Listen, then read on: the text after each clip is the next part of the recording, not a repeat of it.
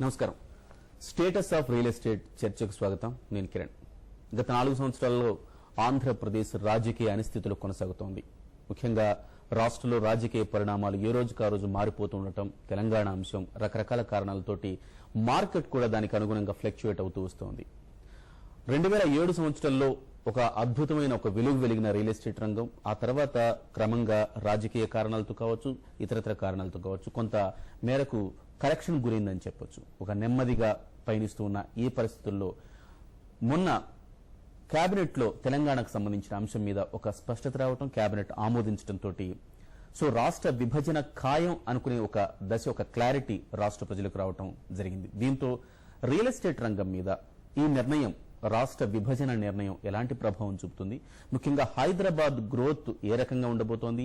గతంలో గురైన కరెక్షన్ ఇంకా కొనసాగుతుంది. మందగమనంలో సాగుతున్న రియల్ ఎస్టేట్ రంగం ఇంకా మందగమనంలోకి వెళ్తుందా, లేకపోతే ఒక క్లారిటీ రావడంతో ఇది ముందుకు పరిగెడుతుందా? ఏం జరగబోతోంది? హైదరాబాద్ లో ఏం జరగబోతోంది? తెలంగాణలో ఏం జరగబోతోంది? సీమాంధ్ర జిల్లాల్లో ఏం జరగబోతోంది? ఈ అంశాల మీద మనం చర్చిద్దాం. మనతో పాటుగా ఈ రంగంలో అపారమైన అనుభవం ఉన్న 4 నిపుణులు మనతో పాటుగా చర్చలో జాయిన్ అవుతున్నారు. ముందుగా యోగేష్ గారు. మిస్టర్ యోగేష్ గారు, ఆయన బేసిక్ గా ముంబైలో బిజినెస్ స్టార్ట్ చేశారు. దాదాపు 14 సంవత్సరాలుగా ఈ రంగంలో ఉన్నారు. యోగేష్ గారికి అపారమైన అనుభవం ఉంది. ముఖ్యంగా బాంబేనే కాదు, గుజరాత్, అలాగే కేరళ, ప్రస్తుతం మన హైదరాబాద్ లో కూడా ఆయన ఒక 1 year గా ఆయన బిజినెస్ చేస్తా ఉన్నారు. రియల్ ఎస్టేట్ రంగంలో ఆయన ఉన్నారు. సో ఎలా ఉంది పరిస్థితి? దేశంలో కంపేర్ చేస్తే ఎట్లాంటి పరిస్థితులు ఉన్నాయి? రాష్ట్రంలో ముఖ్యంగా హైదరాబాద్ లో ఎలాంటి స్థితిగతులు నెలకొన్న అంశాలు ఆయన నుంచి మనం తెలుసుకునే ప్రయత్నం చేద్దాం. అలాగే రామచంద్రారెడ్డి గారు ఉన్నారు, స్వతహాగా సివిల్ ఇంజనీర్. అలాగే ఆర్కే నిర్మాణ్ ప్రైవేట్ లిమిటెడ్ అనే కంపెనీకి ఆయన చైర్మన్ గా వ్యవహరిస్తూ ఉన్నారు. ఆయన దాదాపుగా 1988 నుంచి కన్సల్టెన్స్ గా ఉంటూ 90లో ఆయన కన్స్ట్రక్షన్ రంగంలోకి అడుగు పెట్టడం జరిగింది. ఈ దాదాపుగా ఈ 2.5 దశాబ్దాలుగా ఆయన కన్స్ట్రక్షన్ రంగంలో ఉన్నారు. అనేక ఎత్తుపల్లాలను కూడా ఆయన చూడడం జరిగింది. ప్రస్తుత పరిణామాలను ఆయన ఎట్లా అర్థం చేసుకుంటారో కూడా అడుగుదాం. అట్లనే రామరెడ్డి గారు ఉన్నారు. రామరెడ్డి గారు కూడా స్వతహాగా ఆయన సివిల్ ఇంజనీర్ వృత్తిపరంగా ఆర్క్ ఇన్ఫ్రా ప్రైవేట్ లిమిటెడ్ అనే సంస్థకి ఆయన చైర్మన్ గా ఉన్నారు. ప్రస్తుతం ఆయన దాదాపుగా 24 ఏళ్లుగా ఆయన కూడా ఇదే రంగంలో ఉన్నారు. హైదరాబాద్ ప్రధాన కేంద్రంగా ఆయన రియల్ ఎస్టేట్ బిజినెస్ చేస్తున్నారు. బెంగళూరులో కూడా ఆయన సంస్థ కార్యకలాపాలు కొనసాగుతున్నాయి.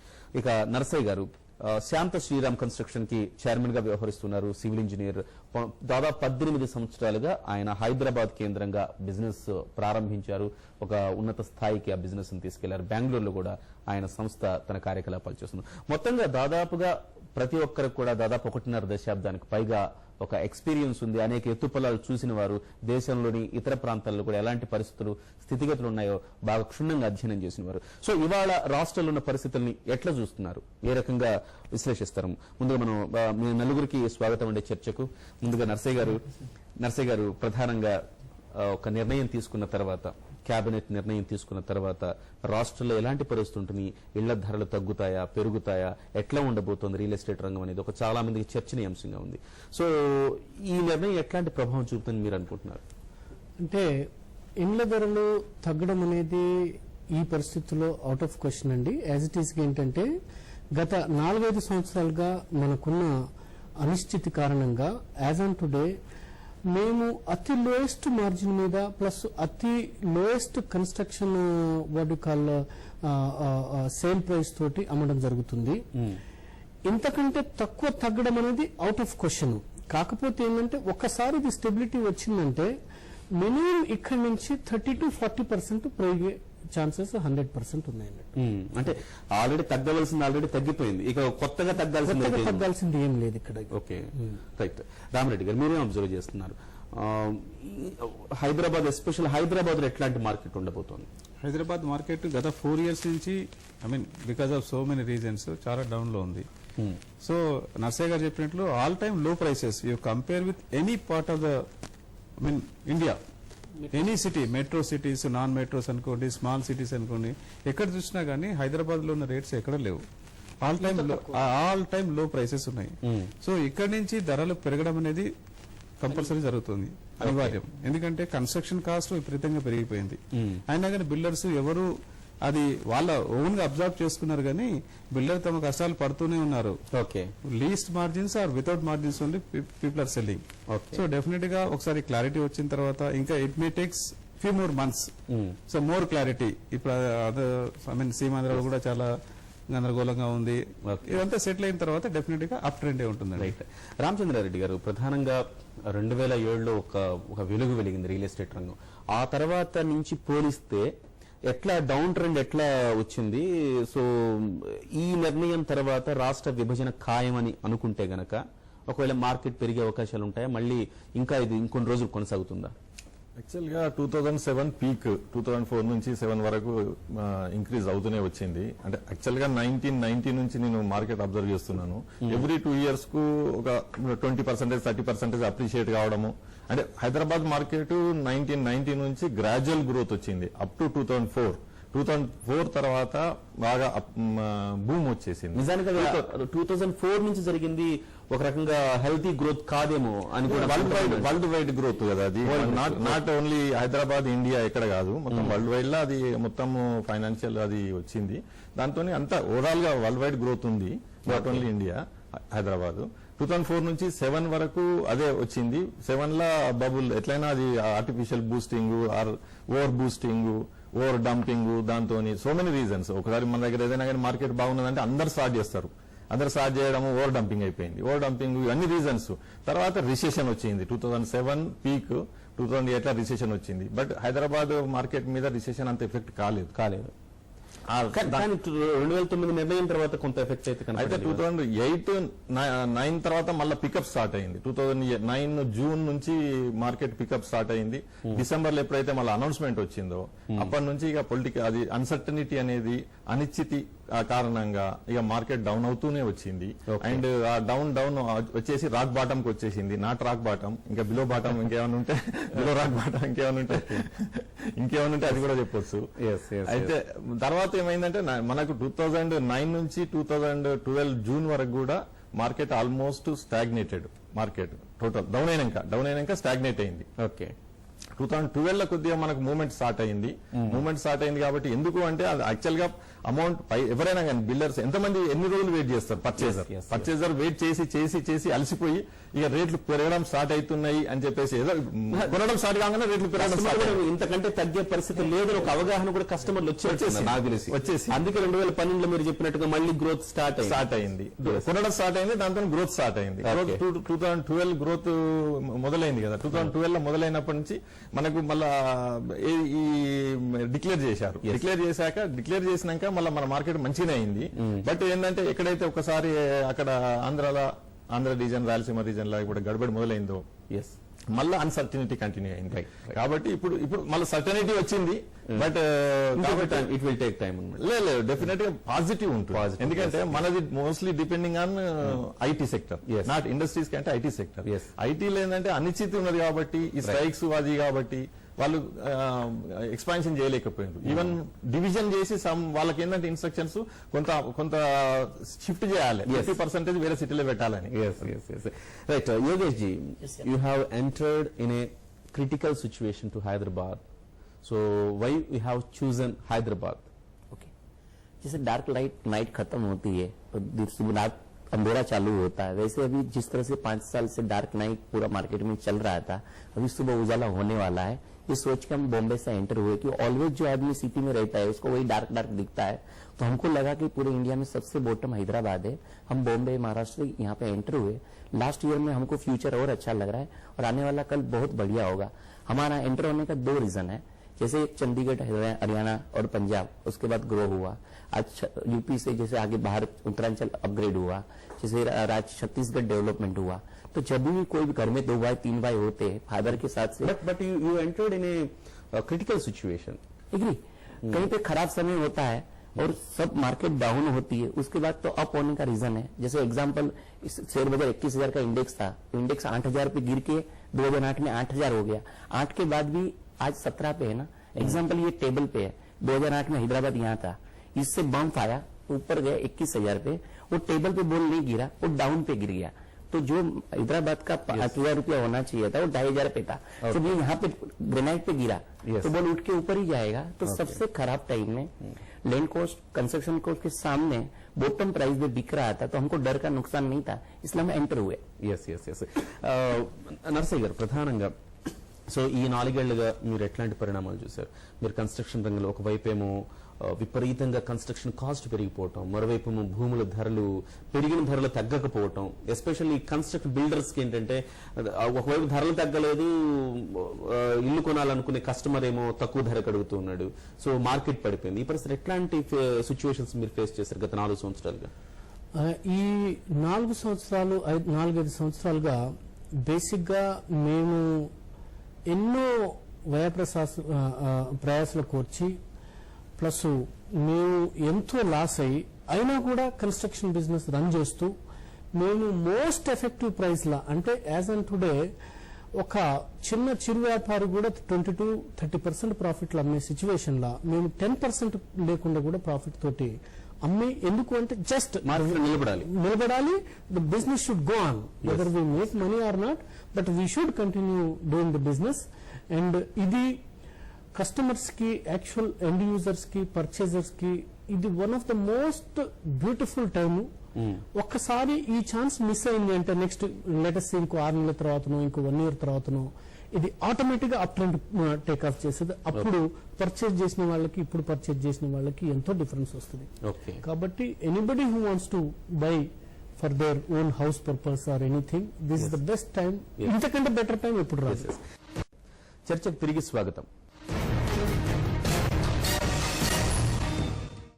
రామిరెడ్డి గారు, ఒక్కసారిగా ఈ ప్రకటన రావటం అనేది సో హైదరాబాద్ మీద ఎట్లాంటి ప్రభావం చూపుతుంది, అదే సమయంలో తెలంగాణ ప్రాంతంలో కావచ్చు, సీమాంధ్ర ప్రాంతంలో కావచ్చు, మీకంటే మీ ప్రధానంగా మీ బిజినెస్ హైదరాబాద్, బెంగళూరు అయినప్పటికీ మొత్తం మార్కెట్ మీద మీకు ఒక అనాలిసిస్ ఉంటుంది, అంచనా ఉంటుంది. ఎట్లా ఉంటుంది అనుకుంటున్నారు? సో సీమాంధ్రలో ఆందోళనలు ఉన్నాయి, ఒకవేళ ఆందోళనలు కొంత తగ్గుముఖం పడితే అక్కడ మార్కెట్ పెరుగుతుందా, ఎట్లా అనలైజ్ చేస్తారు మీరు? ఆందోళన తగ్గడంతో డెఫినెట్ గా హైదరాబాద్ మార్కెట్ ఇమ్మీడియట్ గా అయితే 20% ప్రైస్ ఇంక్రీజ్ అయితే ఇమ్మీడియట్ గా జరుగుతుంది. ఇప్పుడు ప్రస్తుతం హైదరాబాద్ ఇమ్మీడియట్ గా అంటే ఇంకా ఆందోళనలు తగ్గిపోయినా ఇక్కడ ప్రభావం 2-3 months అంతే. డెఫినెట్ గా అది చల్లారిపోతుంది. ఎట్లయినా now government has taken a clear decision, cabinet note కూడా అయిపోయింది కాబట్టి so it is everybody will be prepared now. ఇంకా ఏదైనా ఛాన్స్ ఉందేమో అనే ప్రయత్నం వాళ్ళు చేస్తున్నారు, కానీ I don't think any chance. ఎందుకంటే అసెంబ్లీలో పెట్టినా కానీ వాళ్ళ క్యాబినెట్ నోట్ ఒకసారి అయిపోయిన తర్వాత డెసిషన్ అనేది కన్ఫర్మ్ అయిపోయింది కాబట్టి maybe few days, maybe couple of months ఈ అన్సర్టెనిటీ ఉంటుంది. ఒక్కసారి అన్సర్టెనిటీ పోయిన తర్వాత people will look at Hyderabad. Even IT companies ఏవి చూసుకున్నా గానీ they were just waiting for the decision. ఒకసారి అయిపోయిన తర్వాత మెనీ కంపెనీస్, టీసీఎస్ అనుకోండి, ఇన్ఫోసిస్ అనుకోండి, Microsoft, everybody is looking Hyderabad is, I mean even మీరు లాస్ట్ ఇయర్ చూసుకున్నా గానీ ఆల్మోస్ట్ 25% గ్రోత్ ఉంది. ఈ సిచ్యువేషన్ లో కూడా ఐటీ ఎక్స్పోర్ట్స్ లో 25% గ్రోత్ ఉంది. 52,000 ఉంటే 64,000 కోట్లు ఏమో అయింది. సో ఇట్లాంటి సిచ్యువేషన్ లో కూడా బట్ ఒక్కసారి అన్సర్టనిటీ పోయింది అనుకోండి, డెఫినెట్ గా there will be big boom for Hyderabad. So when you're talking about Seemandhra place అనుకోండి, డెఫినెట్ అది డిపెండ్స్ అపాన్ ది వాళ్ళు క్యాపిటల్ ఎక్కడ పెడుతుంది అనేది. సో ఇమ్మీడియట్ ఫోకస్ అక్కడ ఉంటుంది. సో వైజాగ్, విజయవాడ మధ్యలో అంటున్నారు, ఒంగోలు అంటున్నారు. సో ఒకసారి క్లారిటీ వచ్చిన తర్వాత ఆ లోకల్ లో కూడా డెఫినెట్ గా అక్కడ కూడా మంచి తెలంగాణ రీజియన్ లో కూడా బాగుంటుందండి. తెలంగాణ రావటం అనేది హైదరాబాద్ తో పాటుగా తెలంగాణలోని జిల్లాల్లో కూడా ప్రభావం చూపుతుంది. ఎస్, డెఫినెట్ గా చూపుతుంది. ఒక పాజిటివ్ వేవ్ అనేది క్రియేట్ అవుతుంది ఫస్ట్. ఎందుకంటే మనకు నదీ జలాలు అనుకోండి, ఉద్యోగాలు అనుకోండి, ఒక అందులో అందరి మైండ్ సెట్ లో హైదరాబాద్ తో కూడిన తెలంగాణ రావడం వల్ల ఒక పాజిటివ్ వేవ్ క్రియేట్ అవుతుంది. సో మైండ్ సెట్ అండి ఇట్స్ ఆల్వేస్. ఎప్పుడైతే ఇప్పుడు ఒక వస్తువు మనకు చీప్ లో దొరుకుతుందన్నా గానీ అక్కడ ఇప్పుడు ఏమైపోయిందంటే హైదరాబాద్ చీపెస్ట్ అని ఎవ్రీబడీస్ అగ్రీ, బట్ ఎందుకు కొనట్లేదంటే ఇంకా తక్కువ దొరుకుతుందేమో, ఇంకా పడిపోతుంది, వెయిట్ చేస్తున్నారు అంతే. So needy people also just wait and watch లాగా ఉన్నారు. సో ఒకసారి క్లారిటీ వచ్చింది అనుకోండి, so everybody will be in positive mood. ఒకసారి పాజిటివ్ మూడ్ కి వచ్చింది అనుకోండి, ఆ గ్రోత్ అనేది ఆటోమేటిక్ వైడ్ స్ప్రెడ్ అవుతుంది. రైట్. రామచంద్రారెడ్డి గారు, ప్రధానంగా హైదరాబాద్ లో ఇప్పటికే చాలా ఎక్స్పాండ్ అయిపోయింది హైదరాబాదు. సో చాలా మంది చాలా అంశాలు చెప్తా ఉంటారు. ఇవాళ రాష్ట్ర విభజన కూడా కారణం హైదరాబాద్ మీదనే కాన్సన్ట్రేట్ చేయడం వల్లనే హైదరాబాద్ ఇప్పుడు సమస్య వచ్చిందని. సో రేపు భవిష్యత్తులో ఇట్లా ఒకే చోట అభివృద్ధి కాకుండా వికేంద్రీకరించాలనుకున్నప్పుడు హైదరాబాద్ గ్రోత్ ఉంటుందా? ఒకటి. రెండో అంశం, ప్రధానంగా రేపు రాష్ట్రం విడిపోయిన తర్వాత ఇక్కడి నుంచి ప్రతి సీమాంధ్ర నుంచి వచ్చిన ఎంప్లాయీస్ అంతా కూడాను అటువైపు ఉన్న కొత్త ఆపర్చునిటీస్ వస్తే అటువైపు వెళదాం అనుకుంటారు కదా. ఒక సరదాగా కూడా చాలా మంది మాట్లాడుకునేది ఏంటంటే సీమాంధ్రులు వచ్చేసి చాలా మంది సీమాంధ్రులు అందరూ అటు వెళ్ళిపోతే హైదరాబాద్ ఖాళీ అయిపోతే తక్కువ ధరకు ఫ్లాట్లు వస్తాయి అంటున్నారు. వస్తాయి అట్లా అది ఇంపాసిబుల్ అండి. ఎందుకంటే హైదరాబాద్ డెవలప్మెంట్, ఇప్పుడు మీరు హైదరాబాద్ ఇంత ఇన్ఫ్రాస్ట్రక్చర్, ఇంత డెవలప్మెంట్, ఇంత పొటెన్షియాలిటీ ఉన్నది కదా, ఈ పొటెన్షియాలిటీలో కూడా అసలు పొటెన్షియాలిటీ ఉన్న దీంట్లో కూడా మీరు కంపేర్ చేస్తే ఇప్పుడు మనం తెలంగాణ రీజన్ ఉన్న 2 tier cities, even 3 tier cities, వాటితో కంపేర్ చేసినప్పుడు కూడా Hyderabad at par or less than that, అంతకంటే ఎక్కువ లేదు. కాబట్టి డెఫినెట్ గా మీకు హైదరాబాద్ లో ఇంకా మీకు డౌన్ అయ్యేది లేదు. ఫస్ట్ గ్రోత్ విషయం అంటున్నారు మీరు. గ్రోత్, హైదరాబాద్ గ్రోత్ కూడా మీరు కంపేర్ చేసినప్పుడు వేరే cities just like Pune, Bengaluru, Chennai, వాటి గ్రోత్ తో మీరు కంపేర్ చేసినప్పుడు మన హైదరాబాద్ గ్రోత్ లెస్ తక్కువ ఉంది. ఇప్పటికి కూడా ఇంకా ఛాన్స్ ఉందంట యాజ్ ఆన్ టుడే మనకి, ఎందుకంటే ఇన్ఫ్రాస్ట్రక్చర్ ఉన్నది. ఇప్పుడు ring road, outer ring road ఉన్నది. Along the outer ring road మీరు ఎక్కడున్నా గానీ, మీరు ఎయిర్పోర్ట్ గానీ, లేకపోతే ఇప్పుడు ఫైనాన్స్ డిస్ట్రిక్ట్ గానీ, ఈ ఏదైతే ఇండస్ట్రియల్ ఏరియా గానీ, ఇప్పుడు మీకు డెవలప్ అవుతున్న ఏరియాస్ ఆల్రెడీ అండర్ డెవలప్డ్ జుబ్లీస్ కూడా మీరు రీచ్ కావడానికి no time you will reach it. కాబట్టి మన ఉన్న ఇన్ఫ్రాస్ట్రక్చర్ ను బట్టి మీరు సిటీ ఎంత ఎక్స్పాండ్ అయినా గానీ ఇన్కన్వీనియన్స్ ఉండదు. ఇప్పుడు మెట్రో వస్తున్నది మనకు. మెట్రోతో కూడా మీకు ఎంతంటే ఇప్పుడు మీరు దిల్సుఖ్ నగర్ నుంచి కన్ఫామ్ గా 100% ట్రాఫిక్ జామ్లు ఇట్లాంటివి ఉండవు. కాబట్టి 1 అవర్ లోపల మీరు హైటెక్ సిటీకి రీచ్ అవుతారు. అది కాబట్టి ఆ సర్టనిటీ అంటే 100% గ్యారంటీ ఉంది. కాబట్టి ఇటు సైడ్ కూడా డెవలప్ ఎక్స్పాండ్ కావడానికి తగ్గ వనరులు హైదరాబాద్ లో ఉన్నాయి కాబట్టి సమస్య కాదు. ఇంతకుముందు నరసయ్య గారు నేను అన్నది ప్రశ్న ఏంటంటే, చాలా మంది రాష్ట్రం విడిపోతే ఎంప్లాయీస్ అందరూ అటు వెళ్ళిపోతారు. ఉద్యోగులు ఎవరి ప్రాంతానికి వాళ్ళకి వెళ్ళాలని రాజకీయ నాయకుల ప్రకటనలు కావచ్చు. సో ప్రైవేట్ కంపెనీలు అక్కడ చాలా రావచ్చు. వచ్చినప్పుడు ఇక్కడ హైదరాబాద్ లో చేసుకునే బదులు మన ఊరికి దగ్గర చేసుకుందాం అనే ఒక థాట్ తోటి వెళ్ళిపోవాలనుకునే వాళ్ళు ఉంటారు. సో ఈ పరిస్థితుల్లో కొంతమంది కామన్ మ్యాన్ ఏమనుకుంటున్నాడంటే, నేను చాలా చోట్ల విన్నది, వాళ్ళందరూ అటు వెళ్ళిపోతే ఇళ్లు ఖాళీ అయిపోతాయి, ఎంతకంత అమ్మేసుకు వెళ్ళిపోయినప్పుడు ఇంకా మనకు తక్కువకి వస్తుంది. ఇంతకుముందు మీరు అన్నారు చూసారా, వెయిట్ చేస్తున్నారని. సో అందుకోసం వెయిట్ చేస్తున్నట్టుగా కూడా నాకు కనిపిస్తుంది. నిజమేనా? అది వాస్తవమేనా? నో, అది యాక్చువల్ ఏంటంటే 99% ఎవరు కూడా ఇల్లు అమ్ముకుని వదిలిపెట్టిపోయే పరిస్థితి ఉండదండి. As a matter of fact, అంతకుముందు బాంబే సపరేట్ అయినప్పుడు కూడా గుజరాత్ డెవలప్ అయింది, కానీ యాజ్ ఇట్ ఈస్ బాంబే నుంచి ఎవరు కూడా వెళ్లిపోయి అక్కడ ఉన్నోరు లేరు. అదే కాకుండా ఇప్పుడు గత 4-5 సంవత్సరాల నుంచి సోకాల్డ్ ఇప్పుడు మనం ఆంధ్ర నుంచి కానీ, రాయలసీమ రీజన్ నుంచి కానీ ఎవరెవరైతే ఇన్వెస్ట్మెంట్ చేయాలనుకుంటున్నారో వాళ్ళు ఆల్రెడీ 90% వాళ్ళ ఏరియాస్ లో ఇన్వెస్ట్మెంట్ చేసుకున్నారు ఆల్రెడీ. ఇప్పుడు ఒకరు ఉన్నారనుకోండి, ₹1 కోటి ఉంటే 50 లక్షలు ఆడ పెట్టారు, 50 లక్షలు ఇక్కడ పెట్టారు. దీనికి మళ్ళా వాళ్ళు ఏదో ఇక్కడి నుంచి వెళ్ళిపోవడం ప్లస్ ఆల్రెడీ అక్కడ తక్కువ ఉందనడం కూడా లేదు ఆడ. ఎందుకంటే అక్కడ కూడా మీరు అన్నట్టుగా ఇక్కడ ఎంత ఉందో జిల్లా హెడ్ క్వార్టర్ లో కూడా ఆల్మోస్ట్ దీనికంటే ఎక్కువ ఉన్నది. అంటే ఇట్లాంటి సిటీ అండి, ఇంత పెద్ద ఇన్ఫ్రాస్ట్రక్చర్ సిటీ ఎవరు వెళ్ళరు. అలవాటు పడిన వాళ్ళు వెళ్ళరు కూడా. కానీ ఏమైనా చూసుకున్నా ఏదీ can you compare the cost between Hyderabad to other cities? Main center point Bombay in 55 kilometer, 45 kilometer per square feet is the 5,000, 6,000, 7,000 rupees. Means city center to 45 kilometer to the 5,000, 6,000. In Hyderabad, main center in 25 kilometer to the 3,000. This is a magic 7,000, 3,000 and a well-maintained road. I am in Bombay. I like Hyderabad road infra, working, metro. Last year काफी change मैंने देखे, काफी working है. आप 1 घंटे में कहीं पे भी पहुंच सकते हो विदाउट टेंशन. बॉम्बे में इतना ट्रैफिक, इतना प्रॉब्लम, इतनी परेशानी, उसके सामने वहाँ 7,000 है, यहाँ पे 3,000 है. तो ये 4,000 का जो गैप है, तो मुझे हैदराबाद भी पॉजिटिव, इंफ्रा भी है और एवं लाइफ भी है, सोशल लाइफ भी आदमी जी सकता है. वहाँ पे सोशल लाइफ नहीं है, तो वहाँ पे कुछ नहीं होने के बाद भी 7,000 रुपया है और इससे कम एमिनिटीज है. यहाँ ज्यादा एमिनिटीज है, ज्यादा वर्किंग है, ज्यादा वर्किंग आवर्स भी है. तो यहाँ पे मुझे ये दिख रहा है कि ये लोअर बॉटम में चल रहा है, तो अभी नहीं तो कभी नहीं, इससे नीचे कभी होगा नहीं.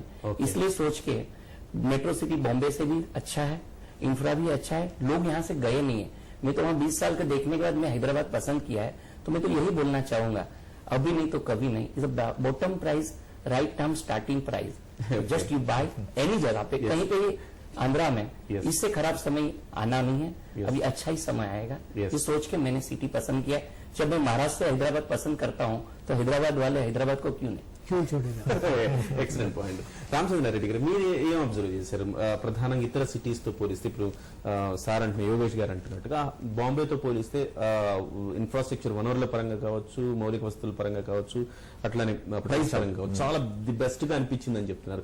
బాంబే కాకుండా ఇతర మనకు దగ్గరలో ఒక బెంగళూరు, ఒక చెన్నైతో కూడా కంపేర్ చేస్తే మనకి ఎట్లాంటి పరిస్థితి ఉంటుంది? ఎందుకంటే బాంబే కంటే కూడా ఇవి ఎక్కువ కనెక్టివిటీ ఎక్కువ ఉంటాయి Chennai and Bombay. South Indian ఇప్పుడు చెన్నై ఆల్రెడీ మనకంటే డబుల్ రేట్ ఉంది. సేమ్ లొకేషన్ ఇప్పుడు మన ఫైనాన్స్ డిస్ట్రిక్ట్ నుంచి మనం ఒక 1-2 కిలోమీటర్స్ వెళ్తే 3,000, 3,500, మాక్సిమం 4,000, అంటే డిపెండ్స్ అపాన్ స్పెసిఫికేషన్స్ దాన్ని బట్టి, హై ఎండ్, లో ఎండ్, మీడియం, అట్లా దాన్ని బట్టి. అక్కడ అదే 6,500, 7,000 ఉంది. నేను పూణే వెళ్ళాను 6 months బ్యాక్. సేమ్ సిచ్యువేషన్ ఇప్పుడు మన నలగండ్ల ఏరియా లాంటి లొకేషన్స్ లల్లా, అంటే ఫైనాన్స్ డిస్ట్రిక్ట్ నుంచి, గచ్చిబౌలి నుంచి, అంటే మన హైటెక్ సిటీ నుంచి అంత డిస్టెన్స్ లో ఉన్న ఏరియాలల్లా ఇంత పొటెన్షియాలిటీ లేదు, ఇంత ఇన్ఫ్రాస్ట్రక్చర్ లేదు. అక్కడ 6,500 రూపీస్ పర్ స్క్వేర్ ఫీట్ అమ్ముతున్నారు వాళ్ళు. ఓకే. కాబట్టి మీరు కంపేర్ చేసినప్పుడు అంటే పొటెన్షియాలిటీ అన్ని కంపేర్ చేసినప్పుడు కూడా మన హైదరాబాద్ బెటర్. రేట్స్ కూడా తక్కువ ఉన్నాయి బెంగళూరుతో కానీ. చెన్నై ఆల్రెడీ చాలా పీక్ ఉంది. అవును. బెంగళూరు ఆల్రెడీ పీక్ నుంచి డౌన్ స్టార్ట్ అయింది. ఇప్పుడు మన యాక్చువల్ గా మన అమౌంట్స్ అన్ని టోటల్ 3 cities ఇప్పుడు మనం అనిశ్చితి ఏది పొలిటికల్ ప్రాబ్లం తోని 3 cities బాగా గ్రో అయినాయి. చెన్నై, పూణే, బెంగళూరు. ఓకే. ఇక్కడ నుంచి అటు పోయి మొత్తం మార్కెట్ అంటే ఈవెన్ పర్చేజర్స్ కూడా కాదు, ఓకే, బిల్డర్స్ కూడా వెళ్ళారు, ఇన్వెస్టర్స్. Mm-hmm. ఇంతకుముందు ఎట్లుండే నార్త్ ఇండియన్స్, ఇప్పుడు మన హైదరాబాద్ లో నార్త్ ఇండియన్ ఎట్లుంటారంటే ఒక 1 year 2 years జాబ్ చేస్తా అని ఇక్కడ ఉండను అని అనుకున్నా గానీ ఫ్లాట్ ప్రాపర్టీ పర్చేజ్ చేసి మళ్ళీ వెళ్ళేటప్పుడు వాళ్ళ క్యాలిక్యులేషన్ ఉంటుంది. రెంట్ 6%, దాని తర్వాత అప్రిషియేషన్ ఒక 20-25%, మళ్ళీ అమ్మేటప్పుడు పోయినప్పుడు వాళ్ళ ప్రాపర్టీ లోన్ తీసుకుంటారు, ఇన్కమ్ ట్యాక్స్ బెనిఫిట్స్ వస్తాయి. ఆ మెంటాలిటీ ఇప్పుడు మన దగ్గర తెలుగు వాళ్ళు కూడా బెంగళూరులో, చెన్నైలో మనోళ్ళు కొంటున్నారు. ఇంతకుముందు కొనకపోతుండే, బెంగళూరులో జాబ్ చేసినా హైదరాబాద్ లో ఇన్వెస్ట్ చేసేది, ఇప్పుడు అక్కడ కొంటున్నారు. అది కూడా డిసడ్వాంటేజ్. ఎందుకంటే చాలా మంది ఎక్కడ నా ఫ్రెండ్స్ కూడా చాలా మంది ఇతర ప్రాంతాల్లో వర్క్ చేసేవాళ్ళు హైదరాబాద్ లో ఫ్లాట్ కొనుక్కునేవాళ్ళు. అవును, అదే ఇప్పుడు ఆ పరిస్థితి కొంత తగ్గింది. అప్రిషియేషన్ ఉంటే ఇక్కడికే వస్తారు ఇప్పుడు కూడా. డెఫినెట్లీ అప్రిషియేషన్ లేదు 4 years నుంచి. Yes sir, yes sir. Main uncertainty అండి. దాని వల్లనే కానీ ఇవంతా ఒకసారి తొలగిపోయిన తర్వాత చాలా బాగుంటుంది. నిజంగా ఇందాక చెప్పినట్లు metro one of the best metros in India. Metro malls అండి, almost 5,000 crores they are spending on only malls. Okay. Then infrastructure, international airport అనుకోండి, అవుటర్ రింగ్ రోడ్ అనుకోండి, you have abundant space available along the ring road. తర్వాత మనం ఇంకోటి radial ring road అని ఇంకోటి వస్తుంది. So ఇవన్నీ ఇన్ఫ్రాస్ట్రక్చర్ ఏ సిటీకి ఇంత బ్రహ్మాండంగా లేదు. అవును. సో డెఫినెట్ గా growth is there. Yes. Narasimha garu, ముఖ్యంగా ఔటర్ రింగ్ రోడ్డు అనేది ఒక రియల్ ఎస్టేట్ లో ఎట్లాంటి పరిణామం అంటే ఔటర్ రింగ్ రోడ్ రావటం, ఆ చుట్టుపక్కల రియల్ ఎస్టేట్ సంబంధించి చాలా వెంచర్స్ ఇప్పుడే స్టార్ట్ అయిపోయినాయి ఆల్రెడీ. సో అది ఇంకా రాబోయే రోజుల్లో ఇంకా చాలా హాట్ అయిపోద్దా ఔటర్ రింగ్ రోడ్? యాక్చువల్ గా ఫ్యూచర్ లో మొత్తం డెవలప్మెంట్ అంతా అలాంగ్ ఔటర్ రింగ్ రోడ్ అవుతుందండి. ఎందుకంటే ఇప్పుడు 10 districts తెలంగాణలో almost 7 districts are connected by outer ring road. అంటే ఒక పర్సన్ అంటే ఇప్పుడు నల్గొండ డిస్ట్రిక్ట్ నుంచి కానీ, లేదంటే మహబూబ్ నగర్ డిస్ట్రిక్ట్ నుంచి కానీ, మెదక్ నుంచి కానీ, సంగారెడ్డి వడుకల్ రంగారెడ్డి డిస్ట్రిక్ట్ నుంచి కానీ, ఇటు వరంగల్ ఈ డిస్ట్రిక్ట్ నుంచి కానీ అతను ఒకసారి రింగ్ రోడ్ మీదకి ఎక్కారంటే ఇప్పుడు కీసర్లు ఉన్నతను అంటే గట్కేసర్లు ఉన్నతను హైటెక్ సిటీకి రావాలంటే కరెక్ట్ గా 30 minutes లో హీ కెన్ రీచ్. అలా ఇంకా వేరే ఏ సిటీలో లేదు, whether it is Bengaluru, whether it is Pune or Chennai, ఇంత పర్ఫెక్ట్ కనెక్టివిటీ లేదు. ప్లస్ ఇంత రౌండ్ పర్ఫెక్ట్ షేప్ ఎక్కడ లేదు. అంటే ఏంటంటే ఒక చోట ఉంది కానీ सॉरी जैसे ये आप बता रहे आने वाले रियल एस्टेट के लिए इंडिया के लिए फ्यूचर 50 साल का जो रियल एस्टेट का प्लानिंग सिटी बनाना चाहिए वो हैदराबाद उस एंगल पे बन रहा है. उसका बेनिफिट 5-10 साल के बाद लोगों को दिखेगा. लोग चंडीगढ़ को बोलते थे. आई लाइक दैट कि पूरे रियल एस्टेट के अंदर जो सिस्टमेटिक डिसिप्लिन के साथ प्लानिंग अथॉरिटी के साथ जो बनना चाहिए पार्किंग के साथ, तो the our city Hyderabad is the future planning 20 years city. After 20 years everybody will understand what is Hyderabad. This I write for agree this person. And not only that, ఇప్పుడు real estate regulatory authority వచ్చింది. Real estate regulatory authority వచ్చి ఇప్పుడు guide lines frame చేసినవి ఏవైతే ఉన్నాయో అందులో 90% guide lines 10 years నుంచి మేము ఇక్కడ ఫాలో అవుతున్నాం. Nobody in India means, as a matter of fact, parking gaani plus systematic development gaani, buildings gaani, GO number 86 వచ్చిన తర్వాత nobody is deviating. nobody is deviating.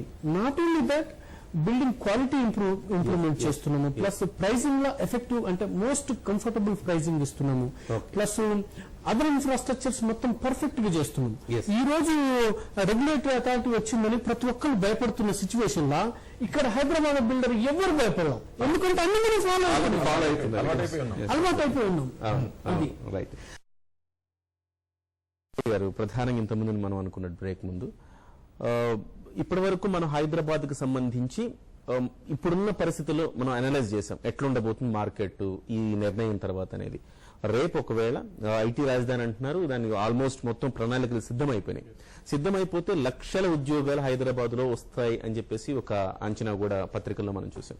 ఈ ఐటీ రాజధానిగా హైదరాబాద్ అయితే ఎట్లా ఉండబోతుంది గ్రోత్, ఎలాంటి పరిణామం హైదరాబాద్ కి అది ఒక మోస్ట్ వండర్ఫుల్ పరిణామం అండి అది. ఎందుకంటే మనం జియోగ్రాఫికల్ గా కూడా Hyderabad is in the centre of South India.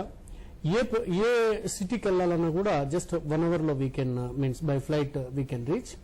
అదొకటే కాకుండా ఈ రోజు ఇంటర్నేషనల్ లెవెల్లో ఇంటర్నేషనల్ కంపెనీస్ ఎన్నో కంపెనీస్ హైదరాబాద్ లో ఇన్వెస్ట్మెంట్ చేయడానికి రెడీ ఉన్నారు. మిడిల్ ఈస్ట్ గానీ, యుఎస్ కంపెనీస్ గానీ, యూరోప్ కంపెనీస్ గానీ, they are especially in IT sector. ఎందుకంటే ఒకటి వెదర్ కండిషన్ గానీ plus everything is most suitable is Hyderabad location. కాబట్టి ఒకసారి అవి ఫార్మేషన్ షురూ అయింది అంటే ఆటోమేటిక్ గా ఇంటర్నేషనల్ ప్లేయర్స్ అందరూ ఈవెన్ దో ఆల్రెడీ ఉన్నాయి, వాళ్ళు ఎక్స్పెన్షన్స్ మొత్తం ఆపి పెట్టారు. ఇప్పుడు ఒకసారి ఈ అన్సర్టనిటీ తొలగిపోయిందంటే ఆటోమేటిక్ గా they will start doing the expansions. అది జరిగింది అంటే నెంబర్ ఆఫ్ ఎంప్లాయ్మెంట్ జనరేట్ అవుతుంది, ప్లస్ ఇన్ఫ్రాస్ట్రక్చర్ వర్క్ అవుతుంది, ప్లస్ బిల్డింగ్ కన్స్ట్రక్షన్ ఇండస్ట్రీకి అది చాలా పెద్ద బూస్ట్ అని చెప్పొచ్చు. ప్లస్ ఇంతకంటే మంచి అవకాశం మనకు అలాంటి అదే కనుక ఇంకా ప్రారంభం ఏంటంటే యోగేష్ లాంటి వ్యక్తి లాంటి కన్స్ట్రక్టర్ బిజినెస్ లో ఉండే వాళ్ళు as on today all over India నుంచి హైదరాబాద్ ఒకసారి వచ్చి వాళ్ళు బిజినెస్ చేసి ఆ అట్మాస్ఫియర్ కి అలవాటు పడ్డారంటే nobody is going back. And India నుంచే కాదు, ఈవెన్ ఫారిన్ కంపెనీస్ కూడా they are been establishing and in IT sector they are doing very well and all infrastructure facilities are there. That is the reason why it was actually మీరు అన్నారు కదా ఇక్కడ నుంచి builders కూడా అక్కడికి వెళ్లే పరిస్థితి, వేరే బెంగళూరు చెన్నై వెళ్లే పరిస్థితి, అక్కడి నుంచి ఉత్తర భారతదేశం నుంచి కూడా ఇక్కడికి వస్తారు. వీళ్ళు వాపస్ వచ్చే కాకుండా కొత్త వాళ్ళు కూడా వస్తారు. రామరెడ్డి గారు, మన దగ్గర ఆల్రెడీ మేజర్ ప్లేయర్స్ వేరే సిటీస్ నుంచి ఆల్రెడీ ఉన్నారు, వేరే సిటీస్ మన దగ్గర ఉన్నారు. బట్ ఒకసారి ఐటీ అనేది it's not a small thing అండి. 25 years లో maybe gap, I mean span of 25 years, but the positiveness immediately will start. ఒకసారి ఇది స్టార్ట్ అయిందంటే almost 2.5 lakh crores investment expected in this 25 years of span. So ఒకసారి అది వచ్చిన తర్వాత the infrastructure already established infrastructure is there in Hyderabad. There is the most advantages. Straight away anybody can come and just start their companies. అంటే international airport అనుకోండి, ring road అనుకోండి, the land availability. So ఇట్లాంటి metro line ఇవన్నీ ఉండడం వల్ల ఏమైందంటే ఏ సిటీకి లేని అడ్వాంటేజ్ ఇది. సో అంటే ప్రైమ్ లొకేషన్స్ లో you are getting at the best price, land కూడా చీపెస్ట్ ల్యాండ్ దొరుకుతుంది, with all international facilities. Anybody from any part of the world, just they can come and straight away they can start the business. Okay. Unlike any other cities. So ఏ సిటీలో చూసినా కానీ ఏదో ఒక problem ఉంటుంది, but Hyderabad లో అట్లాంటి లేవు. Infrastructure is well built and well connected, everything is perfect. Weather అనుకోండి, ఏ విధంగా చూసుకున్నా ఇన్ఫ్రాస్ట్రక్చర్ బెస్ట్ ఉంది హైదరాబాద్. దానికి ఇంకొకటి యాడ్ చేద్దాం సార్. ఇప్పుడు ఇంటర్నేషనల్ కంపెనీస్, ఐటీ కంపెనీస్ మనం వాళ్ళు ఎస్టాబ్లిష్ చేయాలంటే వాళ్ళ బేసిక్ రెంటల్ రేట్ వచ్చేసి $1 per square feet ఉంది. $1 per square feet నుంచి $2 per square feet ఉంది. అంటే 60 rupees నుంచి 120 rupees per square feet their budget. అది ఈ రోజు ఎక్సెప్ట్ హైదరాబాద్ తప్ప మిగతా ఏ సిటీలో కూడా $1 per square feet కూడా దొరకట్లేదు. హైదరాబాద్ లో ఈ రోజు కూడా 35-40 రూపాయల స్క్వేర్ ఫీట్, అంటే 50 cents నుంచి 60 cents లో రెంటల్ వాల్యూకు దొరుకుతున్న అతి మంచి ఇన్ఫ్రాస్ట్రక్చర్ ఉన్న లొకేషన్ వచ్చేసి Hyderabad, no other place. Ramachandra Reddy garu, ప్రధానంగా ఇప్పుడు ఇది ఒక్కసారి మనం ఊహించుకుంటే 2 లక్షలకు పైగా ఇక్కడ పెట్టుబడులు వస్తాయి, లక్షల ఉద్యోగాలు వస్తాయి, ఐటీ క్యాపిటల్ కాబోతోంది హైదరాబాద్ అని ఒకసారి అనుకుంటే, నిజానికి ఇవాళ తొందరపడకుండా ఇంకా తగ్గుతాయని చూసే వాళ్ళకి కొంచెం నిరాశ ఎదురవుతుంది, రాబోయే రోజుల్లో కొనలేని పరిస్థితి వస్తుందా? డెఫినెట్ అదండి 100%. ఎందుకంటే ఇప్పుడు మనం నేను చెప్పాను కదా, రాక్ బాటం కాదు ఇది. ఇంకా దానికంటే కింద ఏదైనా ఇంకేదైనా వాడు ఉంటే అది అది ఆ లెవెల్లో ఉన్న ప్రైసెస్ డెఫినెట్ గా అనిశ్చితి పోయింది. కాబట్టి ఇప్పుడు ఇది ఓన్లీ టీ ఫ్యాక్టర్.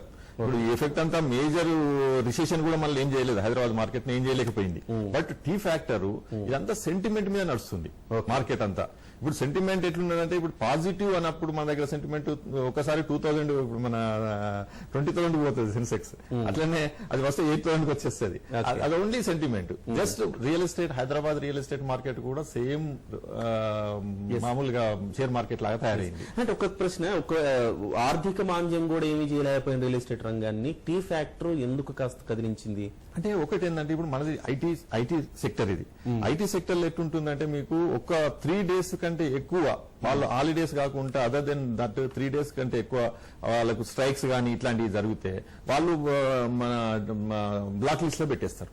ఏది మల్టీనేషనల్ కంపెనీస్ కానీ లేకపోతే ఐటీ కంపెనీస్ కానీ. ఒక్క రోజు అయితే వాళ్ళకు పెనాల్టీస్ చాలా పడిపోతాయి. కాబట్టి హైదరాబాద్ లో స్ట్రైక్ అవుతుంది. ఈవెన్ బయట ఎంబసీలు ఇప్పుడు మన అమెరికన్ వాళ్ళు వస్తున్నా గానీ వాళ్ళు అనౌన్స్ చేసిన పొజిషన్ ఉన్నది, హైదరాబాద్ కు వెళ్ళొద్దు మీరు,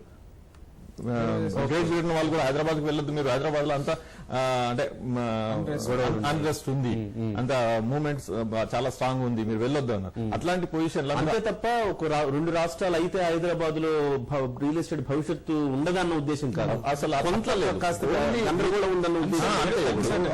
ఐటీ సెక్టర్ లో taking advantage of it. IT sector ఏంటంటే ఇప్పుడు మీకు కాబట్టి వాళ్ళు ఈవెన్ ఇన్స్ట్రక్షన్స్ ఇచ్చిన సందర్భాలు ఉన్నాయి. మీరు స్ప్లిట్ చేసి 50% అదర్ సిటీలో పెట్టండి, ఎందుకంటే వాళ్ళకి కంటిన్యూటీ ఉండాలి, ఒకరోజు కూడా బ్రేక్ కాకూడదు. ఆ రీజన్ లో చాలా వరకు మన హైదరాబాద్ చాలా ఎఫెక్ట్ అయింది. ఓకే, ఒకసారి యోగేష్ గారు, యోగేష్ గారు, we have seen Maharashtra and Gujarat and Punjab, Rajasthan. Okay, what happened there after bifurcation? What is the situation? Real estate, especially real estate. मेरा वर्क, सॉरी बीच में आपने जो पूछा कि जो फिर से बताएं, सॉरी आप क्या पूछना चाह रहे हैं? हम दोनों मिक्स हो गया. Yes, after bifurcation in Maharashtra, real estate sector is How it is affected? I mean, like Bombay has been separated from Gujarat now. Okay. after separation of Gujarat, real estate. What is the situation in real estate? Okay, जहाँ division हुआ, जैसे चंडीगढ़ पंजाब और हरियाणा का हुआ, जैसे गुजरात महाराष्ट्र और मुंबई, वैसे ही जैसे अपना छत्तीसगढ़ का सेपरेट हुआ, तो हर जगह पे जब भी कोई डिवाइजन हुआ या जिधर पार्ट हुआ, उसके बाद क्या हुआ, हर सिटी का ग्रोथ हुआ है. जो पहले 5 साल की एनर्जी डिवीजन में लग रही थी, डिपार्टमेंट करने लग रही थी, जैसे डिवीजन क्लियर हो गया भाई ये काम करना है, उसके बाद अल्टीमेट ग्रोथ हुआ है. तो उसके बाद अपने आप सिटी डेवलप हुआ है, सिटी में अपने आप आपस की पॉजिटिव हरीफाई चालू हुई. Okay. तो उससे क्या हो गया, लोगों को काम मिला, लोगों का वर्क मिला. उससे क्या होता है, घर में हम 3 भाई है, तो तीनों भाई को अलग अलग कर दो, तो तीनों भाई अपना अपना टारगेट अचीव करते हैं और अपने अपने ग्रो करते हैं. तो पहले एक जन का जो टारगेट था वो तीनों का हो गया, तो मोटिवेशन बढ़ जाता है, कैपिटल बढ़ जाते हैं और नई सिटी बनने का मौका मिलता है. और जब नई सिटी बनती है तो पूरी इकोनॉमिक ग्रोथ होती है. ఓకే ఓకే, ఎలా చూసుకున్నా విభజన అనేది మరింత ప్రొడక్టివిటీ పెంచడానికి ఉపయోగపడే పరిస్థితి కనపడుతుంది, Especially for హైదరాబాద్ అండి. హైదరాబాద్ 4 ఏళ్ల నుంచి సఫర్ అవుతున్నది, నో అప్రిషియేషన్. కాబట్టి డెఫినెట్లీ ఇప్పుడు ఎవ్రీబడి వెయిటింగ్ ఆల్సో. ఏంటంటే ఇప్పుడు ఇది కాదు ఇట్లే కంటిన్యూ అవుతుందని చాలా మంది భావించారు, కాబట్టి ఇన్వెస్ట్ చేయలేదు ఇక్కడ. ఇప్పుడు అయిపోయినాక నో క్వశ్చన్ ఆఫ్ వయలెన్స్ ఏది ఉండదు, కాబట్టి ఐటీ సెక్టర్ బాగా డెవలప్ అవుతుంది. అండ్ పబ్లిక్ కూడా ఒక థాట్ కు వస్తారు కదా, సెటిల్ కావాలనుకున్న దగ్గర గడబెడ్లు ఉన్న దగ్గర ఎవరు వస్తారు, ఇప్పుడు అది లేదు కాబట్టి హైదరాబాద్ డెఫినెట్ డెవలప్. అంటే this is the right situation అంటున్నారు మీరు. ఐటీ రాజధానిగా ఎస్టాబ్లిష్ అయిన తర్వాత కంటే ఇది కరెక్ట్ సిచ్యువేషన్. ఇప్పుడు బాటమ్ ఇన్వెస్టర్స్ కి the best time. Hyderabad, Yogesh, Hyderabad is going to be IT capital for India. What is your analysis in real estate? Hyderabad future क्या होगा? हैदराबाद का फ्यूचर आईटी के साथ साथ बाकी चीज भी ग्रो होगा और काफी चीज वर्क बढ़ेगी और आने वाले सालों में बेस्ट सिटी के लिए आगे ग्रो करेगा. जिस तरह का प्लान करना था उस तरह का नींव लग चुका है, अब इसको खाली पॉलिश और वर्क करने की जरूरत है, वो टाइम आ चुका है. मैं तो इतना ही बता सकता हूँ, इससे अच्छा समय आना है. बुरा समय चला गया, अभी डर से निकल के, डर के आगे जीत बोलते हैं ना, खराब समय निकल गया, अभी ग्रोथ की बात करनी है, ग्रोथ होगा, सबका ग्रोथ होगा. రైట్ నరసయ్య గారు, so okay, this is the best time అని మీరందరూ నిపుణులు దాదాపుగా 2 దశాబ్దాలుగా ఉన్నారు. This is the best time అని చెప్తున్నారు. సో ఈ బెస్ట్ టైంలో ఎట్లా పర్చేజ్ చేయాలి? ఒక ఫ్లాట్ కొనాలంటే ఎట్లాంటి పరిస్థితి? ఆల్రెడీ హైదరాబాద్ లో చాలా ప్రతి దగ్గర కూడా అంటే అవసరానికి మించేమన్నా ఎమ్యూనిటీస్ కల్పిస్తున్నారా, రేట్లు పెంచుతున్నారా ఒక అభిప్రాయం కూడా కొంతమందిలో ఉంది. ఇంత ఎమ్యూనిటీస్ నాకు అవసరమా, ఇన్ని సౌకర్యాలు నాకు అవసరం అనే పరిస్థితి కూడా కొంతమంది వ్యక్తం చేస్తారు. కానీ కొంతమంది మాత్రం ఇంకా సౌకర్యాలు కావాలంటున్నారు. మీరు అబ్జర్వ్ చేసింది ఏంటి? ఇంత క్వాలిటీ కన్స్ట్రక్షన్ సౌకర్యాల పరంగా కూడా ఎందుకు హైదరాబాద్ లో ఇలాంటి బిల్డర్లు మంచి క్వాలిటీ ఎందుకు ఇవ్వాల్సిన అవసరం, అంటే అలాంటి డిమాండ్ ఉందా హైదరాబాద్ లో? అది కంపల్సరీ ఉన్నదండి. ఎందుకంటే ఇప్పుడు ఒక వ్యక్తి, ఒక ఫ్యామిలీ 30 to 40 lakhs పెట్టి పర్చేజ్ చేసి వాళ్ళ పిల్లలు ఆడుకోవడానికి skating plus tennis courts plus swimming pool, club house, ఇలా అన్ని ఫెసిలిటీస్ ఇవ్వడంతో సపోజ్ ఇప్పుడు ఒక అబ్బాయి వెళ్ళి స్విమ్మింగ్ పూల్ లో స్విమ్మింగ్ చేయాలంటే ఏదో ఒక ఫ్లాట్ కొనుక్కున్నాడు అనుకోండి, ఆ ఫెసిలిటీ గేటెడ్ కమ్యూనిటీలో లేకపోతే has to go somewhere else and do it. అంటే పర్చేస్ చేయడం ఒకటే కాకుండా పర్చేస్ చేసిన తర్వాత వాళ్ళు లగ్జరీగా ఎంజాయ్ చేస్తున్నారు, ఒక ఆహ్లాదకరమైన వాతావరణం సృష్టిస్తున్నాం.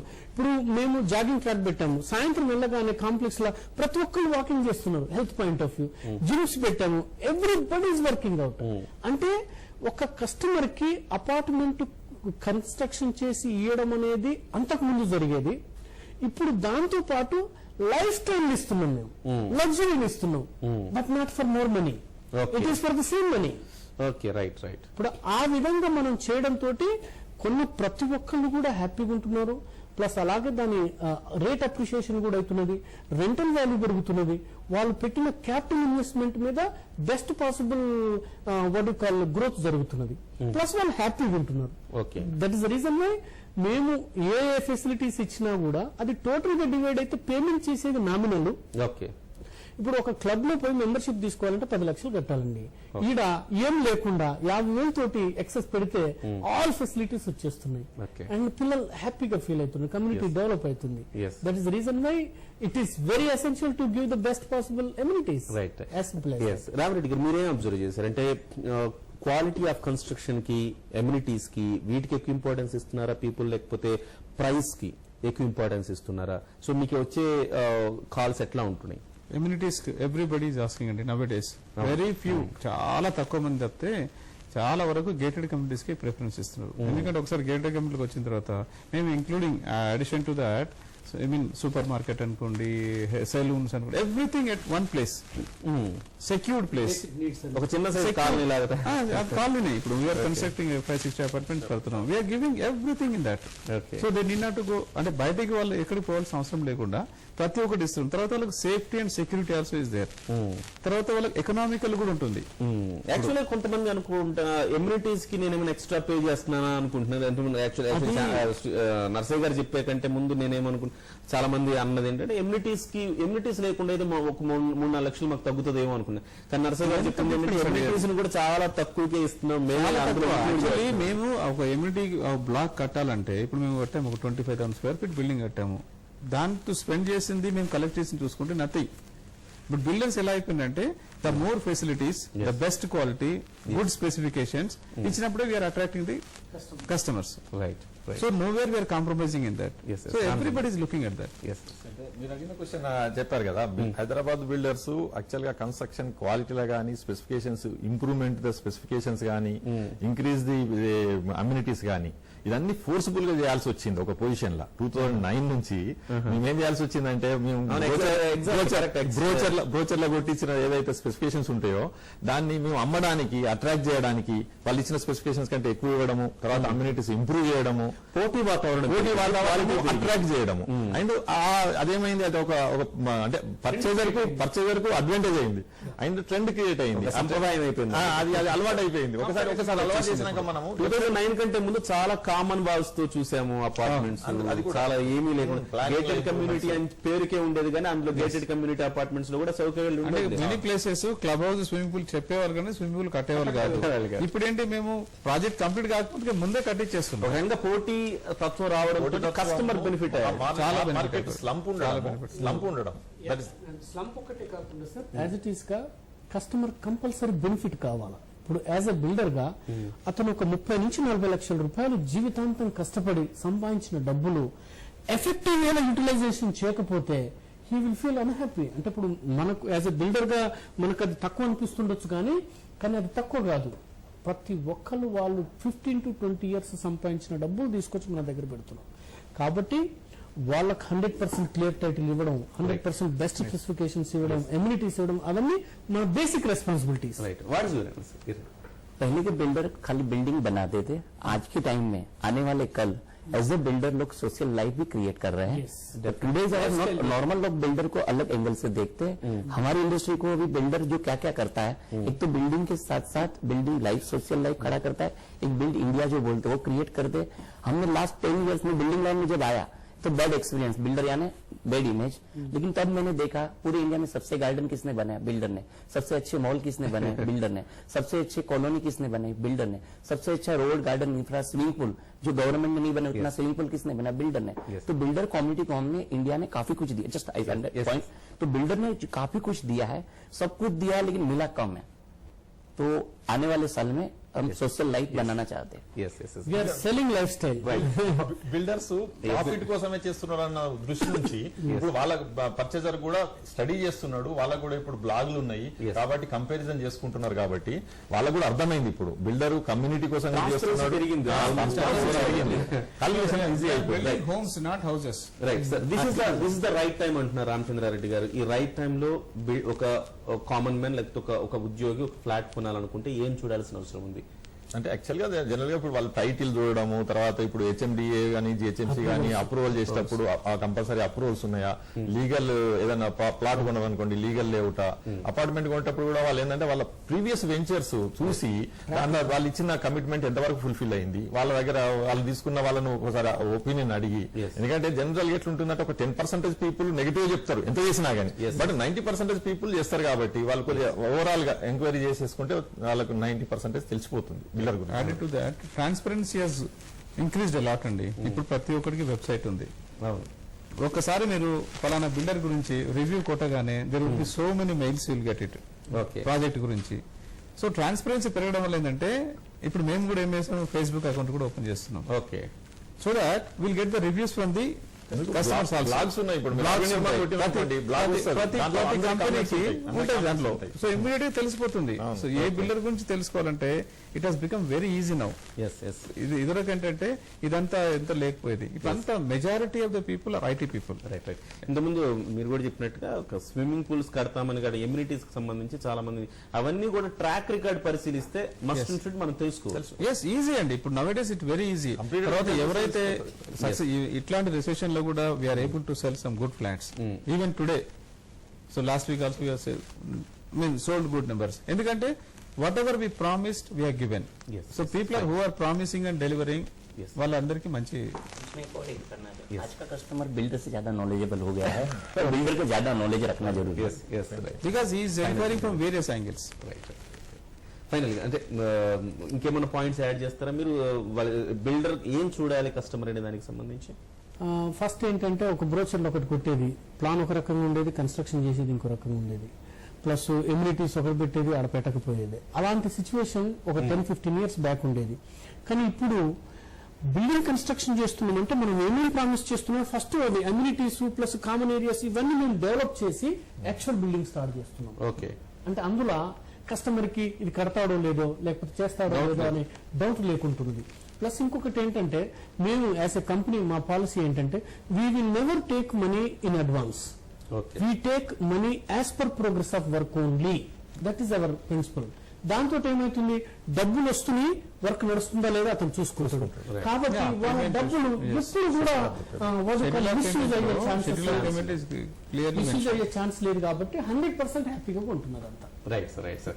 ఎనివే చాలా చక్కటి విషయాలు, చాలా మంచి విషయాలు చెప్పారు. చాలా ఒక అవగాహనకు సంబంధించి చాలా మందికి ఉన్న అనేక సందేహాలను కూడా ఈ చర్చ ద్వారా నివృత్తి చేశారు. థ్యాంక్ యూ వెరీ మచ్ యోగేజీ, అలాగే రామచంద్రారెడ్డి గారు, రామరెడ్డి గారు, నరసయ్య గారు, ధన్యవాదాలు చర్చలో పాల్గొన్నందుకు. మొత్తం మీద హైదరాబాద్కు వచ్చి ఎలాంటి ఢోకా ఉండే పరిస్థితి లేదని చెప్తున్నారు. ఒక చిన్న డిస్టర్బెన్స్ తప్ప ఇక ఆ డిస్టర్బెన్స్ కూడా తొలగిపోయింది. ఇక హైదరాబాద్ అభివృద్ధికి అవధులు లేవని చెప్తూ ఉన్నారు. This is the right time అని చెప్తున్నారు. ఇప్పుడు కొనకపోతే రాబోయే రోజుల్లో మరింత ప్రియమయ్యే అవకాశం ఉంది ధరలన్నీ కూడాను. కాబట్టి ఇది సరైన సమయం అని చెప్తూ ఉన్నారు. ఇక హైదరాబాద్ ఐటీ రాజధాని అయితే ఇక హైదరాబాద్ అభివృద్ధి తారాస్థాయిలో ఉంటుంది. ఈ నేపథ్యంలో హైదరాబాద్ లో ముఖ్యంగా ఆంధ్రప్రదేశ్ వాసులు హైదరాబాద్ లో ఇన్వెస్ట్ చేయాలనుకుంటే, ఫ్లాట్లు కొనాలనుకుంటే ఖచ్చితంగా ఇదే సరైన సమయం. ఇంతకంటే ధరలు ఇక ఎప్పటికీ తగ్గవనేది ప్రధానంగా అపారమైన అనుభవం ఉన్న నిపుణులు చెప్తున్నమాట. ఇది రియల్ ఎస్టేట్ కి సంబంధించిన స్టేటస్ రిపోర్ట్. నమస్కారం.